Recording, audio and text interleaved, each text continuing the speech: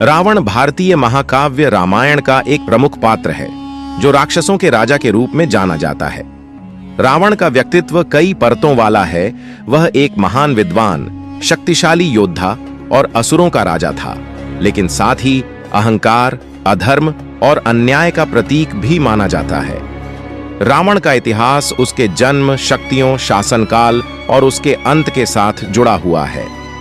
इस वीडियो में हम रावण के संपूर्ण इतिहास पर चर्चा करेंगे। रावण का जन्म एक ब्राह्मण ऋषि विश्रवा और एक राक्षसी कैकेसी के घर हुआ था।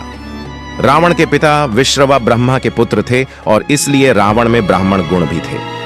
उसकी मां कैकेसी ने उसे असुर शक्तियों के साथ राक्षस जाति का रूप दिया। रावण का असली नाम दशग्रीव था, जिसका अर्थ है 10 सिरों वाला।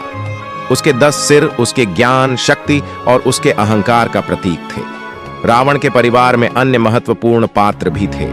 उसकी बहन का नाम शूर्पणखा था, जिसने राम और लक्ष्मण से बदला लेने की भावना से रावण को सीता का अपहरण करने के लिए उकसाया था। रावण के भाई कुंभकर्ण और विभीषण भी प्रमुख पात्र थे। कुंभकर्ण एक महान योद्धा था, लेकिन उसे सोने की आदत थी, जबकि विभीषण ने धर्म और सत्य का साथ दिया और अंततः रावण का विरोध कर राम की ओर से लड़ा। रावण की शिक्षा और ज्ञान। रावण एक असाधारण विद्वान था। उसने वेद, उपनिषद और अन्य शास्त्रों में व्यापक ज्ञान प्राप्त किया था। इसके अलावा वह एक महान ज्योतिषी और आयुर्वेद के ज्ञाता भी था। उसकी विद्वता का प्रमाण यह है कि उसने शिव तांडव स्तोत्र की रचना की, जो भगवान शिव की स्तुति में एक प्रसिद्ध भक्ति गीत है। रावण ने तपस्या के द्वारा अनेक वरदान और शक्तियां प्राप्त की थीं। उसने भगवान ब्रह्मा से अमृता की कामना की थी, लेकिन यह संभव नहीं होने के कारण उसने यह वरदान मांगा कि देवता, दानव और अन्य प्राणी उसे पराजित न कर सकें। ब्रह्मा ने उसे यह वरदान दिया, लेकिन रावण ने मनुष्यों और वानरों को तुच्छ समझते हुए उन्हें अपने वरदान में शामिल नहीं किया। यही कारण था कि भगवान विष्णु ने मानव रूप में जन्म लेकर राम के रूप में रावण का अंत किया। रावण का शिव भक्त होना उसके जीवन का एक महत्वपूर्ण पहलू है। एक कथा के अनुसार रावण ने कैलाश पर्वत को उठाने का प्रयास किया था, लेकिन भगवान शिव ने अपने पैर के अंगूठे से पर्वत को दबा दिया, जिससे रावण को अपने अहंकार का एहसास हुआ। इसके बाद उसने भगवान शिव को प्रसन्न करने के लिए शिव तांडव स्रोत की रचना की। इस घटना से यह स्पष्ट होता है कि रावण में अपार शक्ति के साथ साथ ईश्वर के प्रति भक्ति भी थी। हालांकि उसका अहंकार उसे पतन की ओर ले गया। रावण का शासन लंका पर था, जिसे वह अपने दानव सेनाओं के साथ एक अजेय किले के रूप में संचालित करता था। कहा जाता है कि रावण ने लंका को सोने से सजाया था, इसलिए इसे सोने की लंका कहा जाता है।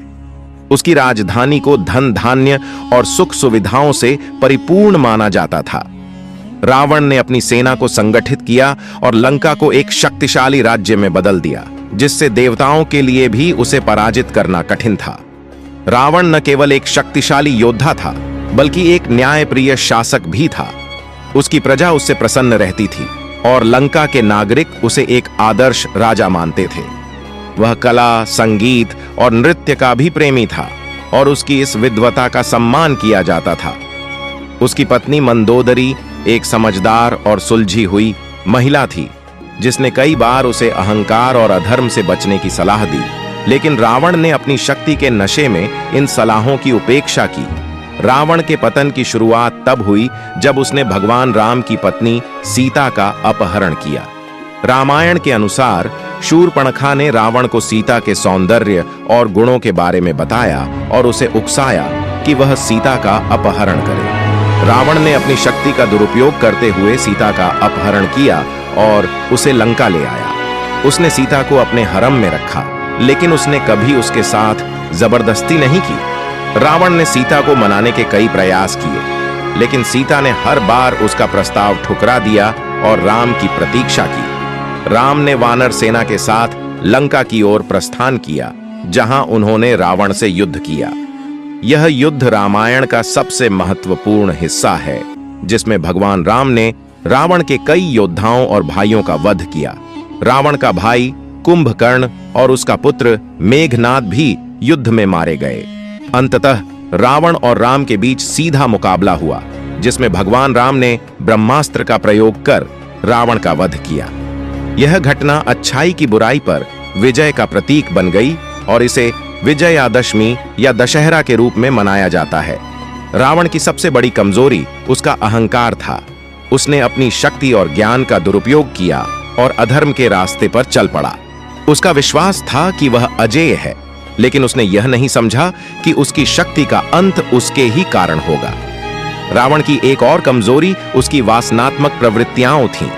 सीता का अपहरण उसकी इच्छाओं का परिणाम था, जिसने अंततः उसे विनाश की ओर धकेला। हालांकि रावण को रामायण में खलनायक के रूप में दर्शाया गया है, लेकिन उसे पूर्ण रूप से बुरा मानना गलत होगा। रावण एक महान विद्वान था, जिसने धर्म, ज्योतिष और संगीत में अद्वितीय ज्ञान प्राप्त किया था। उसकी रचनाएं और उसकी भक्ति उसे एक अद्वितीय व्यक्ति बनाती है। रावण की विद्वता और उसकी शक्तियों के कारण उसे कई स्थानों पर आदर और सम्मान भी मिलता है। भारत के कुछ क्षेत्रों में रावण की पूजा भी की जाती है, खासकर तमिलनाडु और कर्नाटक में, जहां उसे एक महान राजा और विद्वान के रूप में माना जाता है। रावण के छोटे भाई विभीषण ने उसे कई बार अधर्म का रास्ता छोड़ने और सीता को राम को वापस करने की सलाह दी, लेकिन रावण ने उसे धोखेबाज और कायर मानकर उसकी बातों को नजरअंदाज किया। विभीषण ने अंततः रावण का साथ छोड़कर राम का समर्थन किया और राम को लंका युद्ध में महत्वपूर्ण सहायता प्रदान की। विभीषण ने राम को रावण की कमजोरियों और उसके ब्रह्मास्त्र के बारे में जानकारी दी, जिससे राम ने रावण का अंत कर दिया। रावण का इतिहास एक ऐसे व्यक्ति का जीवन दर्शाता है जो अपार शक्तियों और ज्ञान का धनी था, लेकिन उसका अहंकार और अधर्म उसे पतन की ओर ले गए। रावण की कहानी हमें यह सिखाती है कि चाहे कितनी भी शक्ति या ज्ञान क्यों ना हो, अगर हम अहंकार और अधर्म के मार्ग पर चलते हैं तो अंततः हमारा विनाश होता है।